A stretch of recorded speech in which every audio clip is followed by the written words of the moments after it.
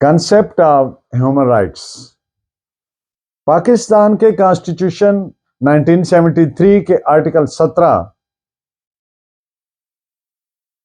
Right to associate और to form a political party और any union, इस हक को, शराकतदारी के हक को, एसोसिएशन के हक को किसी सियासी जमात का बनाना या सियासी जमात का मेंबर होना या कोई यूनियन बनाना, ये पाकिस्तान के हर शहरी का आर्टिकल 17 के मुताबिक बुनियादी हक है।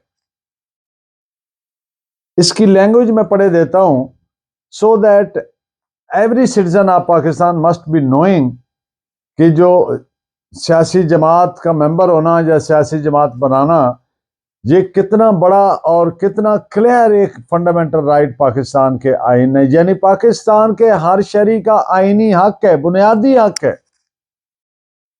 I read out as it is provided in Article 18.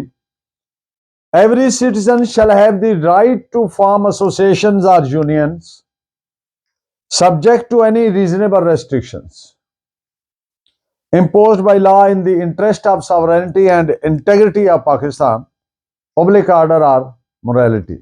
Subclass 2 है Article 17 का, every citizen not being in the service of Pakistan shall have the right to form or be a member of a political party subject to any reasonable restrictions imposed by law in the interest of the sovereignty or integrity of Pakistan. And such law shall provide that where the federal government declares that any political party has been formed or is operating in a manner prejudicial to the integrity or sovereignty of Pakistan or public order, ये बाद में add किए गए, the federal government within 15 days of such declaration refer the matter to the Supreme Court, whose decision upon such reference shall be final. Legal framework order 2002, फौजी dictator Parvez Musharraf के दौर में ये इस LFO लीगल फ्रेमवर्क ऑर्डर 2002 के तहत मजीद इसमें add किया गया।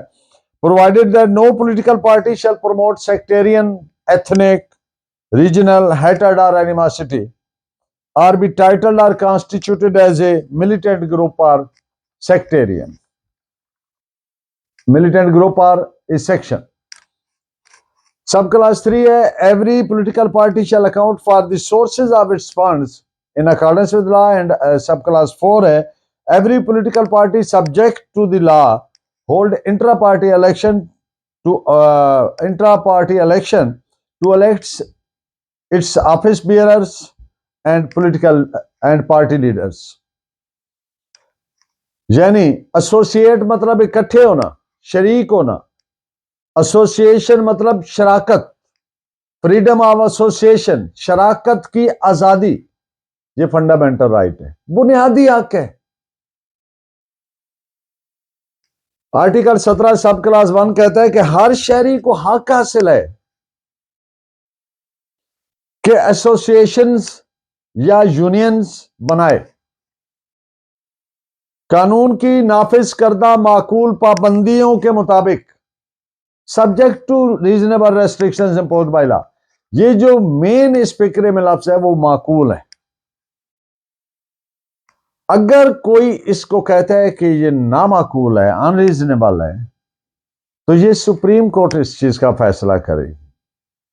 ऑर्डिनरी सेंस में जो अप्लाई होता है मीनिंग वही लिया जाएगा।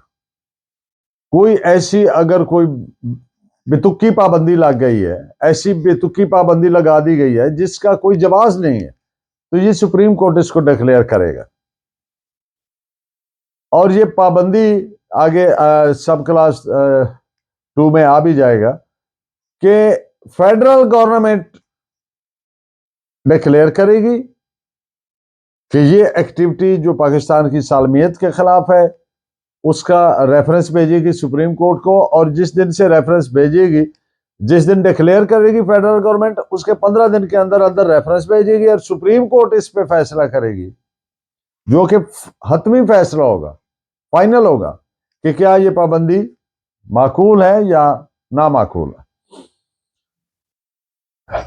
सब क्लास 1 की बात कर रहे हैं। लीगल फ्रेमवर्क ऑर्डर 2002 के मुताबिक ओरिजिनली कॉन्स्टिट्यूशन क्या था? हर शहरी को हक हासिल है कि एसोसिएशन या यूनियन बनाए कानून की नाफिज करदा माकूल पाबंदियों के तहत। आगे क्या एडप्ट किया गया? पाकिस्तान के इक्तिदार आला, सबरेनिटी, सालमियत, इंटेग्रिटी, पब्लिक ऑर्डर, अमन आमा और अखलाकियात की इंटरेस्ट में। ये 2002 भी पाकिस्तान में काला दौर था, काला कानून था, यानी एक फौजी डिक्टेटर बैठा था जो आइन का खिलवाड़ कर रहा था। सब क्लास 2 है आर्टिकल 17 का, हर शहरी जो पाकिस्तान की मुलाजमत में ना हो। यहां पे एक बात पहले फिक्रे में क्लियर हो गई कि यानी कोई पाकिस्तान की मुलाजमत में जो शख्स है वो नहीं, उसके अलावा हर शहरी का हक है कि वो सियासी जमात बनाए या किसी सियासी जमात का मेंबर बने कानून की नाफिज करदा माकूल पाबंदियों के मुताबिक, पाकिस्तान के इक्तिदार आला और सालमियत के मफाद में। और ये नाफजा कानून डिक्लेयर करेगा कि फेडरल गवर्नमेंट डिक्लेयर करे कि एक सियासी जमात तश्कील दी गई है या इस तरह से ऑपरेट कर रही है जो पाकिस्तान की सालमियत, इक्तिदार आला, अमन आमा, ये भी इस पैरा में LFO 2002 के तहत, लीगल फ्रेमवर्क ऑर्डर 2002 के तहत इंसर्ट किया गया।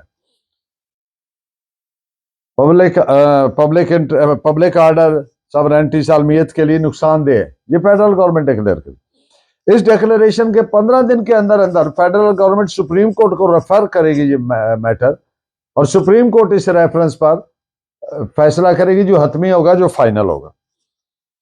फिर LFO के तहत और अल्फाज जो इसमें ऐड किए गए सब क्लास 2 में, कोई सियासी जमात, फिरका वराना, ग्रोही, एथनिक, सेक्टेरियन, इलाकाई, रीजनल नफरत या दुश्मनी नहीं फैलाएगी, ना ही ऐसा नाम टाइटल दिया जाएगा, ना कोई अस्करी गिरोह, मिलिटेंट ग्रुप या जमात बनाई जाएगी। ये जितनी चीजें परवेज मुशर्रफ फौजी डिक्टेटर ने इसमें एडअप की, ये सारी चीजें इसके प्रेडिसेसर जो डिक्टेटर था फौजी, जिसका नाम जियाउल हक था, ये उसी की सारी पैदा करता है। मुल्क के अंदर सेक्टेरियनिज्म, मुल्क के अंदर रीजनलिज्म, मुल्क के अंदर मुख्तलिफ सियासत की तस्सुबात की बुनियाद पर MQM किसने खड़ी की? वो भी एक फौजी डिक्टेटर की थी। वो लश्कर किसने बनाए? वो भी उसने बनाए। वो जिहादी किसने बनाए? वो भी उसने बनाए। मुल्क का बेड़ा गर्क करने के जो बीज बीए उसने, कौन से? इंतहा पसंदी के। वो अभी तक फसल काट काट के थक गए हैं, फिर और ज्यादा ग्रो करते हैं। और दूसरे डिक्टेटर आके फिर एनलाइटेड मॉडरेशन का सबक भाषण देना शुरू हो गया। ये पता नहीं क्या इनको पढ़ाया जाता है।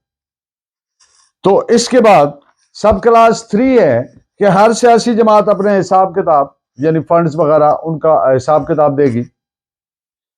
और नंबर 4 है, सब क्लास 4 है आर्टिकल 17 की, हर सियासी जमात अपने ओहदेदार और लीडर के इंतखाब करने के लिए इंट्रा पार्टी इलेक्शन कराएगी, जो उनके पार्टी के ओहदेदारान और पार्टी लीडर को इलेक्ट करेंगे। आर्टिकल 17 फ्रीडम ऑफ एसोसिएशन, शराकत की आजादी की गारंटी देता है पाकिस्तान के हर शहरी को। वो कोई सियासी जमात बनाए या सियासी जमात का मेंबर बने या यूनियन बनाए या यूनियन का मेंबर बने, ये बुनियादी हक है। ये आइन गारंटी करता है अपने हर शहरी को।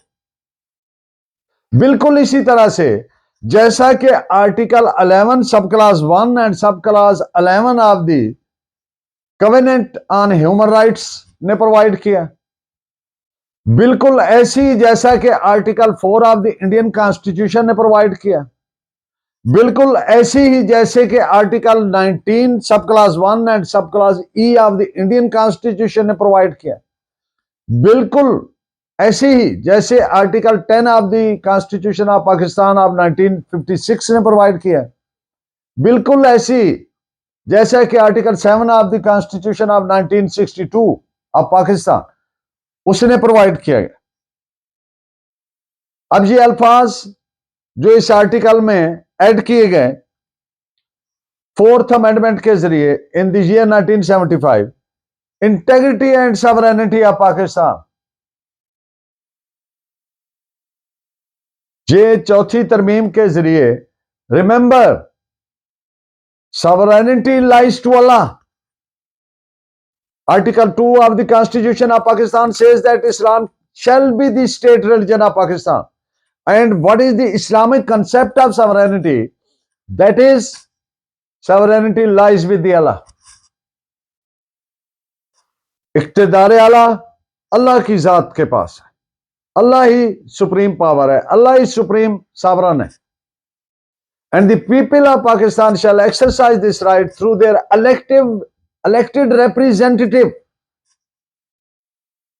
और पाकिस्तान के शहरी इख्तिदार आला के हक को इस्तेमाल करेंगे, एक्सरसाइज करेंगे अपने चुने हुए नुमाइंदगान के जरिए। इसी तौर से लीगल फ्रेमवर्क ऑर्डर, एक और फौजी डिक्टेटर 2002 में LFO 2002 के तहत उसने एडॉप्ट किए, public order, sectarian, ethnic, regional hatred, ये सारे। इसमें जो वर्ड रीजनेबल रेस्ट्रिक्शंस हैं, रीजनेबल रेस्ट्रिक्शंस हो सकती हैं। यहां पर एक, if you read between the line, आइन has never envisaged, constitution doesn't envisage any total पाबंदी, टोटल रेस्ट्रिक्शन आइन एनविजिज ही नहीं करता, उसका तस्वर ही नहीं करता।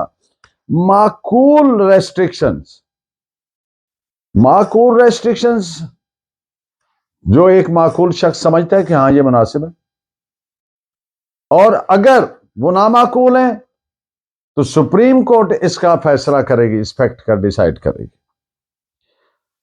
इन बातों पे चंद एक अहम मुकदमात जो पाकिस्तान की बदकिस्मत तारीख, जिसमें छोटे से अरसे में 4 दफा पाकिस्तान का आइन फौजी डिक्टेटरों ने आलूदा किया, नापाक किया, फिर भी सुप्रीम कोर्ट के वो फैसले जब मिलिट्री डिक्टेटोरियल रिजीम थी तो आइन की रूह की अक्कासी नहीं करते, कानून के मुताबिक नहीं है, वो नजरिया जरूरत के मुताबिक है। इवन देन चंद एक अहम मुकदमा जो डिसाइड हुए वो मैं आपकी नजर करता हूं। PLD 1997 supreme court page 781, PLD 2003 supreme court page 955, PLD 1975 supreme court page 66, PLD 1988 supreme court page 416, 1984 SCMR page 2061, PLD 1996 supreme court page 632। आपका बहुत शुक्रिया। Please keep watching and guiding me by your valuable comments. अल्लाह निगहबान।